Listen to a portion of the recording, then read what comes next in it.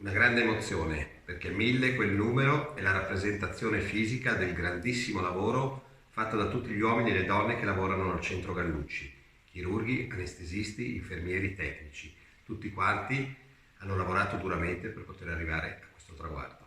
Così il professor Gino Gerosa, direttore del centro di cardiochirurgia Gallucci dell'azienda ospedaliera di Padova, commenta il traguardo del 1000° trapianto di cuore, raggiunto nello stesso ospedale che nel 1985 segnò lo storico primo trapianto di cuore in Italia.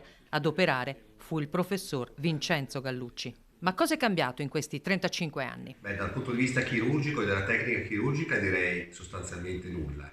Grandi progressi per quanto attiene alla terapia immunosoppressiva, ma soprattutto una grandissima evoluzione tecnologica per quanto attiene alla protezione del cuore una volta espiantato prima di arrivare al centro e procedere al trapianto. Gerosa ha eseguito l'intervento con i colleghi dell'equipe cardiochirurgica su un paziente cinquantenne. Donatore e ricevente erano entrambi negativi al coronavirus.